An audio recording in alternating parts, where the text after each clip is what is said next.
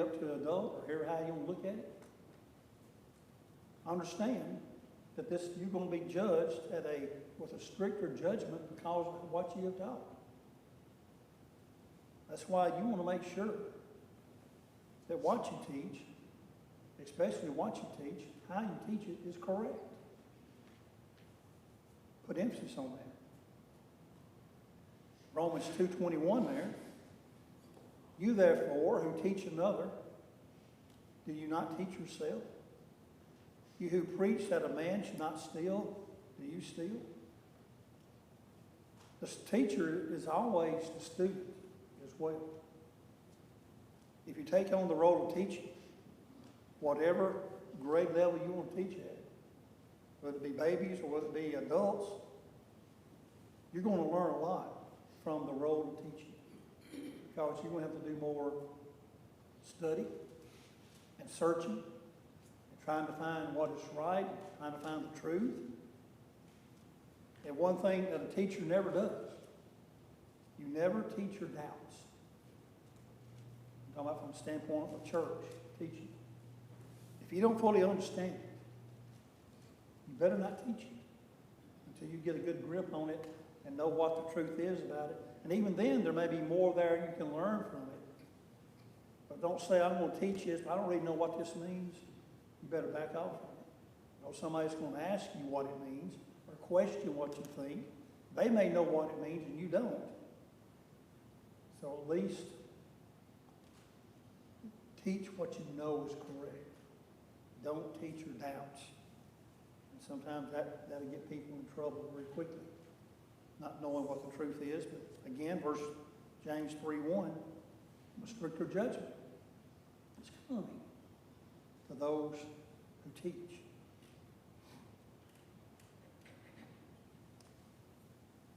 In Hebrews 10:26-29, there's going to be a worse punishment for the Christian who goes back into the world. 26 there, Hebrews 10:26. For if we sin willfully, after we have received the knowledge of truth, there no longer remains a sacrifice for sins, but a certain fearful expectation of judgment and fiery indignation, which will devour the adversaries. Anyone who has rejected Moses' law dies without mercy on the testimony of 2 or 3 witnesses. How much worse punishment do you suppose will he be thought worthy who has trampled the Son of God underfoot, counted the blood of the covenant by which he was sanctified a common thing, and insulted the Spirit of grace?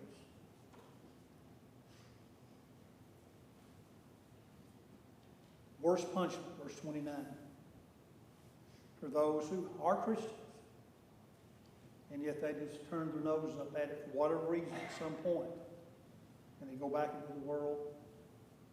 You don't want to be that. You don't want to face God as an unfaithful Christian, because you're just throwing in God's face that His death of His Son was not important. Who wants to tell God that? Your son's death means nothing. It's not important. When I think about his death, I think of an animal out here on the road somewhere that's been hit, and you run over 1,000 times, all that's left is a little blood stain. That doesn't bother me. Compare that to his son, maybe. Again, a certain fearful expectation of judgment. That's coming. Got to be faithful. So we're going to look at something else in a second, but there's the degrees of punishment that I think we can find in the Scriptures that show there is going to be different degrees. But you don't want to be at any degree in hell. You don't want to. Who knows what the lesser degree is going to be? But you don't want it. So, any questions on degrees of punishment?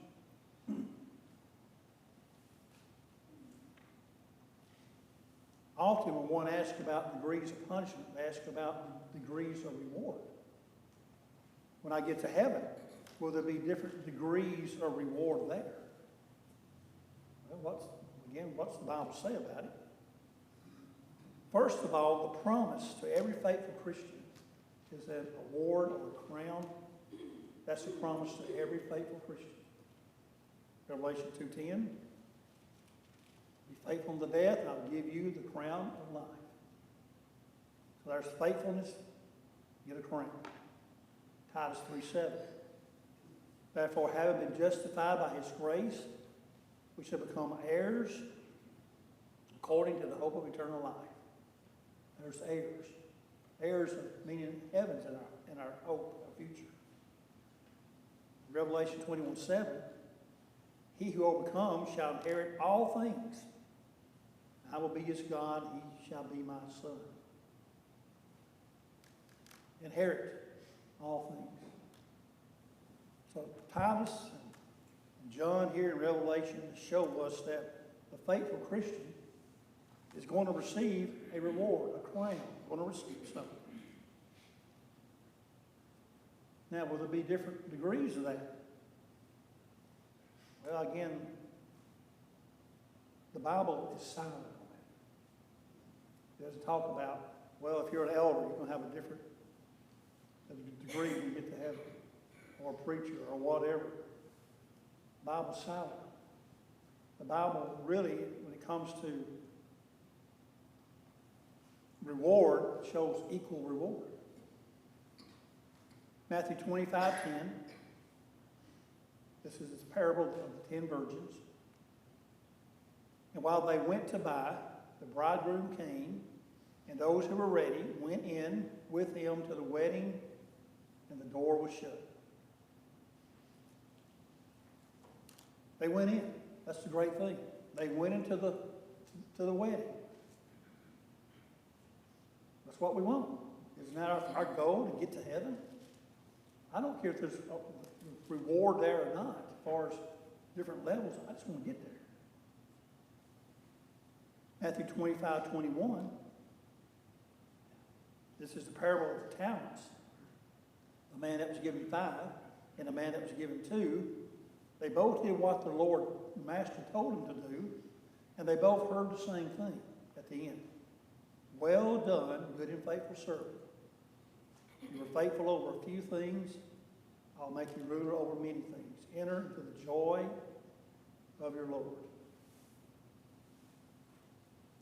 He didn't say, well done, good and faithful servant, because you were so much faithful, more faithful. I'm going to give you this and this and this. He says the same thing to both of them. They both were I'm sure, were glad they were there.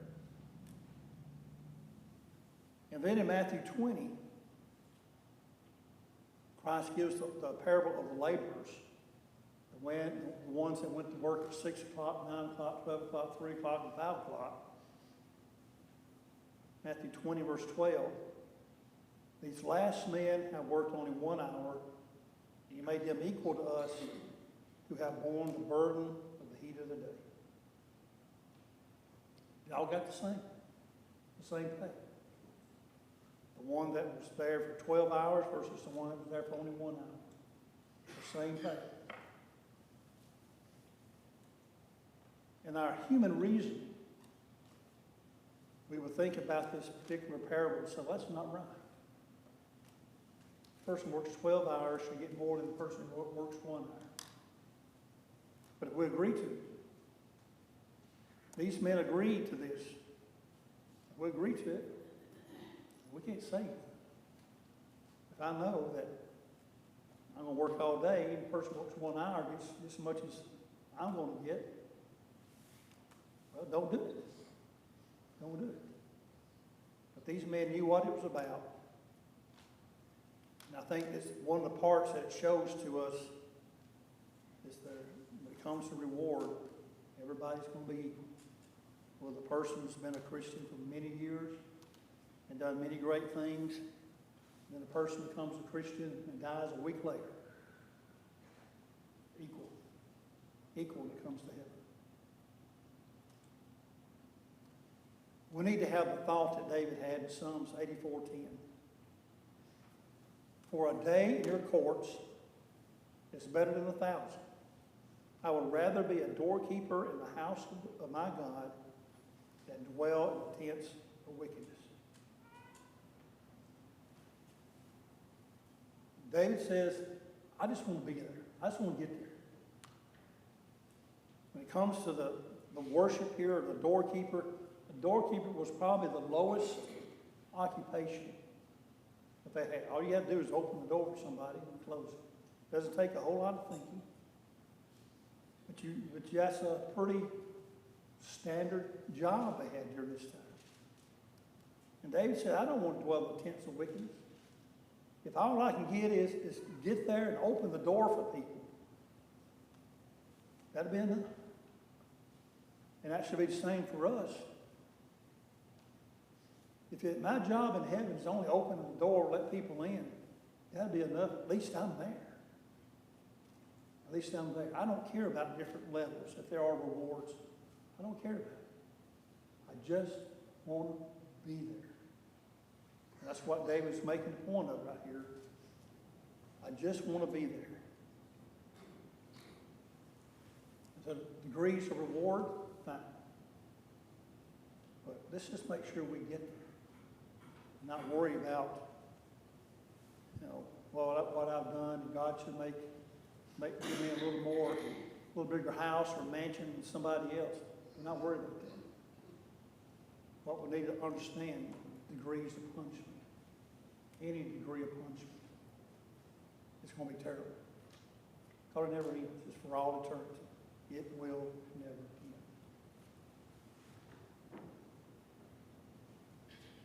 Any questions? Any comments?